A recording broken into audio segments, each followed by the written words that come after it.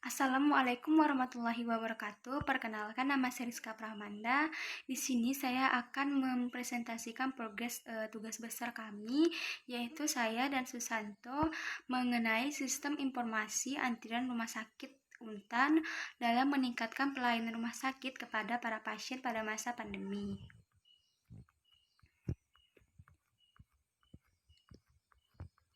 Latar belakang dari sistem antrian rumah sakit Untan ini yaitu berlatar belakang wabah COVID-19 yang melanda dunia, tidak terkecuali di Indonesia.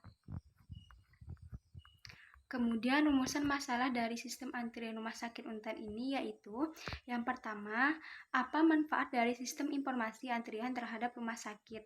Yang kedua, bagaimana menentukan bahwa sistem yang dirancang dapat bermanfaat atau tidak bagi pengguna?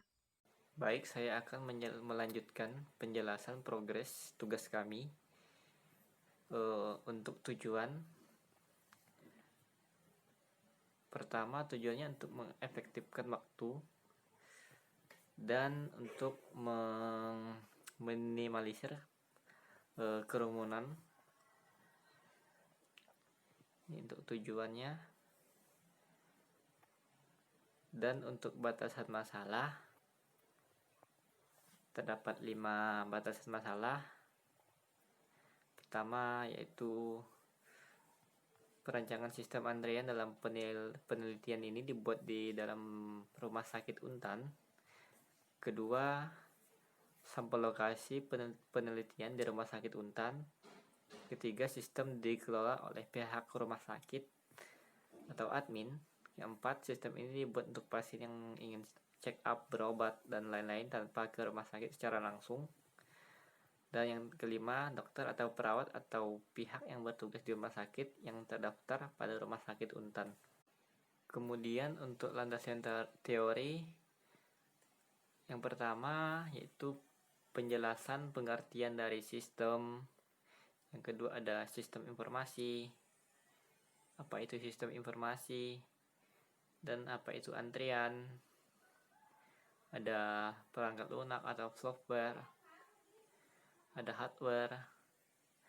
Ada data flow diagram atau DFD. Kemudian ada IRD. Ada kamus data dan mockup.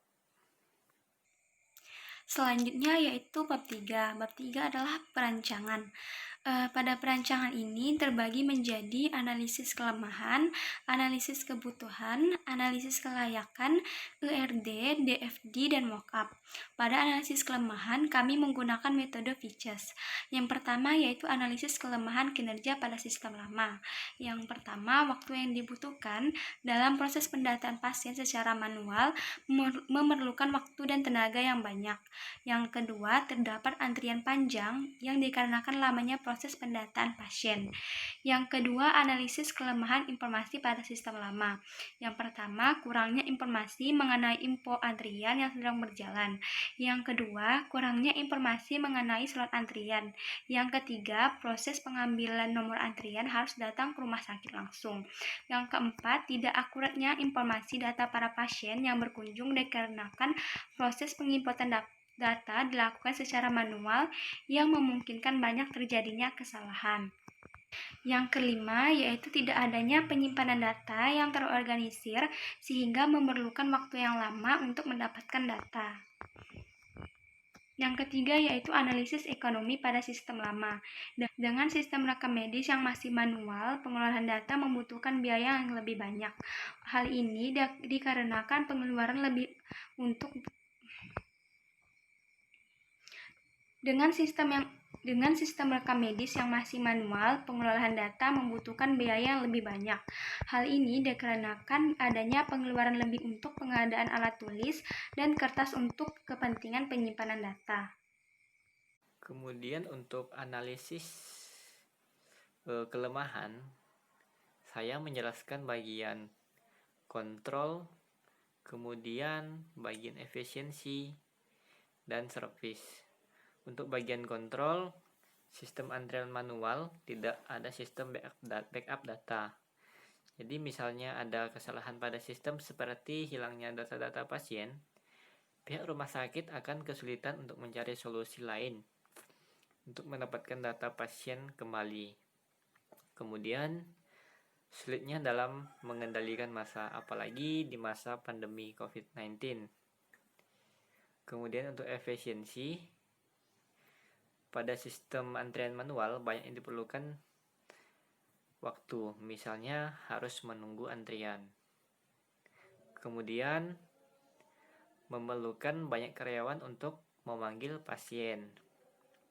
Dan yang ketiga, sering terjadi antrian kosong yang ketika dipanggil nomor antriannya oleh petugas namun pasien tidak ada. Jadi ini sangat menghabiskan waktu. Kemudian untuk servis atau pelayanan, yang pertama, sistem antrian yang sudah ada belum bisa membedakan mana pasien yang harus dilayani terlebih dahulu atau darurat atau pasien yang diprioritaskan. Kemudian untuk kedua, proses pengambilan antrian harus datang dan harus ikut mengantri.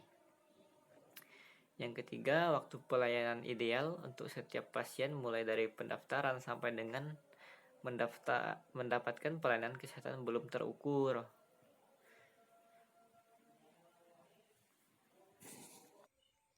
Kemudian yaitu analisis kebutuhan. Yang pertama yaitu analisis kebutuhan fungsional. Analisis kebutuhan fungsional pada pasien yaitu pasien dapat login ke dalam sistem. Kedua, pasien dapat logout dari sistem. Ketiga, pasien dapat mendaftar untuk check up dan berobat. Keempat, pasien dapat melihat jadwal antrian. Kelima, pasien dapat melihat info update antrian yang sedang berjalan. Keenam, pasien dapat berkomunikasi dengan dokter melalui fitur chat.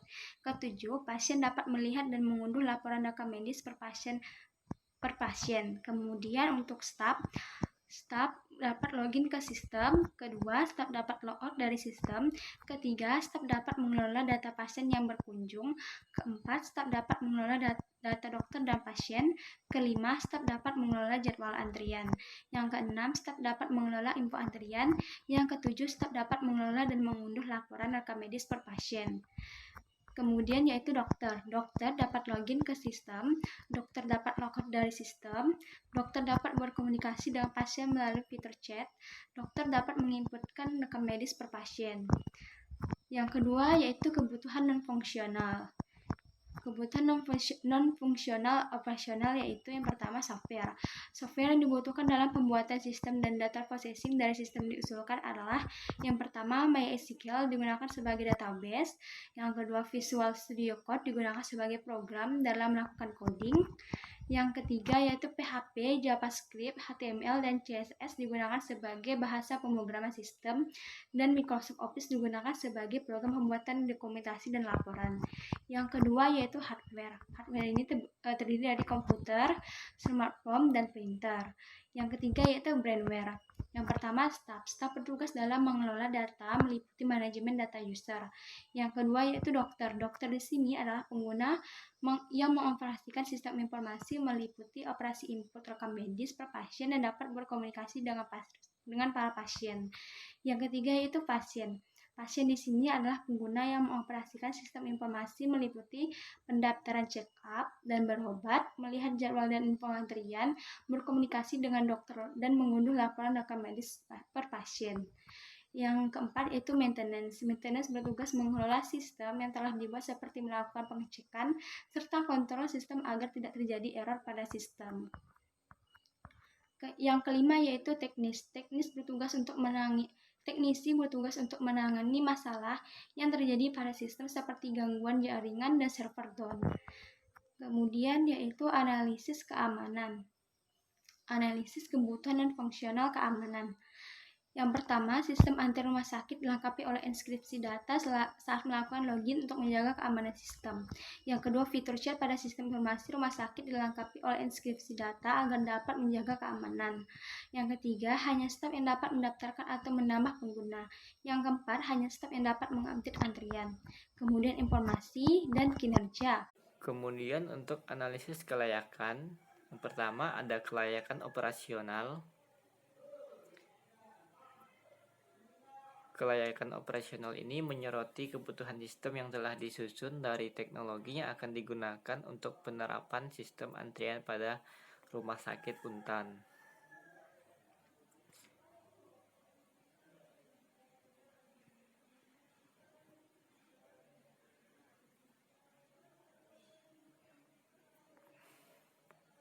Kemudian yang kedua yaitu kelayakan ekonomi. Untuk kelayakan ekonomi ada analisa biaya dan manfaat, dan untuk perhitungannya kami menggunakan metode Return on Investment atau ROI. Dapat dilihat di layar.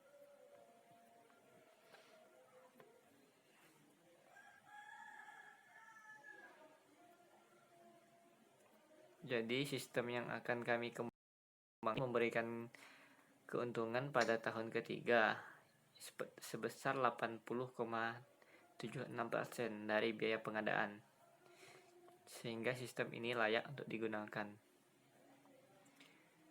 Yang ketiga yaitu kelayakan hukum.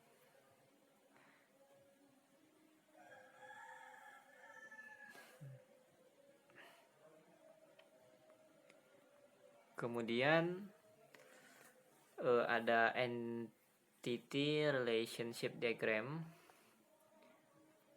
dari sistem antrian rumah sakit Untan, yaitu entitas yang kami buat di IRD ini ada pasien, ada daftar, ada staff, ada validasi, ada jadwal, ada dokter, laporan, dan antrean. Dapat dilihat di layar IRD-nya. Kemudian yaitu kamus data dari IRD yang telah dibuat. Yang pertama yaitu kamus data pasien. Yang kedua yaitu kamus data staf. Yang ketiga yaitu kamus data dokter. Yang keempat yaitu kamus data daftar. Yang kelima kamus data validasi. Yang keenam kamus data antrian. Yang ketujuh kamus data jadwal. Dan yang terakhir adalah kamus data laporan. Dan di sistem ini kami membagi DFD dalam 3 level, yaitu level 0, level 1, dan level 2. Untuk level 0, gambaran umumnya dan entitasnya ada 3, yaitu staff, ada pasien, dan ada dokter. Ini tampilan dari DFD level 0.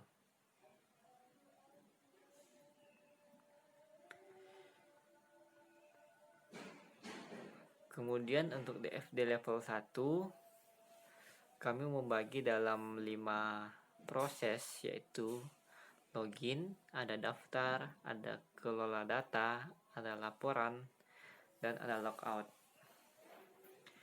Untuk login, semua entitas bisa melakukan proses ini, dan untuk daftar dilakukan oleh pasien dan akan dikelola oleh staff.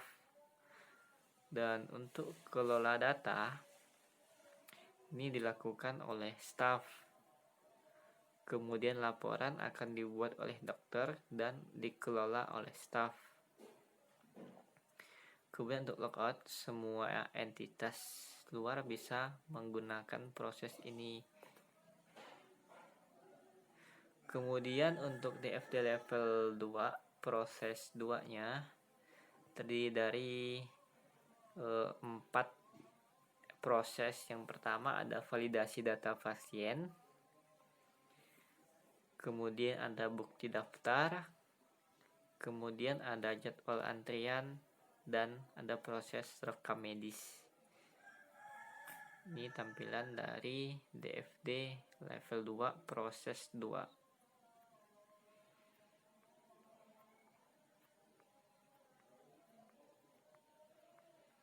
Kemudian untuk DFD level 2 proses 3 terdiri dari 4 proses juga, Yang pertama ada proses data pasien, kemudian ada data dokter, dan kemudian yang ketiga ada data jadwal antrian, dan ada data rekam medis.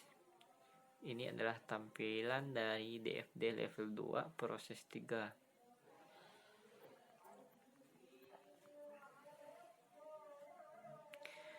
Kemudian untuk DFD level 2 proses 4 kami bagi dalam 3 proses, yaitu pertama laporan data pasien, kemudian laporan pendaftaran, dan laporan rekam medis.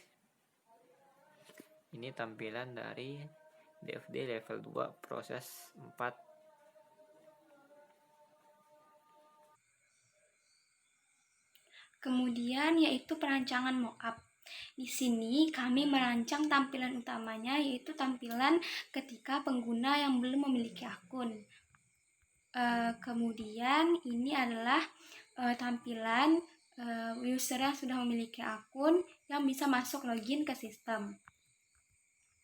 Setelah pasien mendaftar, maka pasien akan masuk ke halaman registrasi. Di sini pasien akan menginputkan nama, tanggal lahir, alamat, nomor telepon dan atau HP, jenis kelamin, dan nomor BPJS. Kemudian pasien langsung mengklik daftar. Setelah pasien menginputkan data-datanya, maka pasien akan masuk ke halaman selamat datang seperti ini. Kemudian ini adalah halaman bukti daftar pasien yang setelah mendaftar. Kemudian ini adalah halaman jadwal yang bisa dipilih oleh para pasien. Dan ini adalah halaman jadwal yang telah dipilih oleh pasien. Di sini ada tertera nomor antrian pasien dan nomor antrian update. Kemudian ini adalah halaman rekam medis yang dibuat oleh dokter. Kemudian ini adalah halaman chat yang digunakan oleh pasien yang dapat berkomunikasi kepada dokter. Kemudian ini adalah halaman logout dari sistem. Sekian dari presentasi progres kami. Wassalamualaikum warahmatullahi wabarakatuh.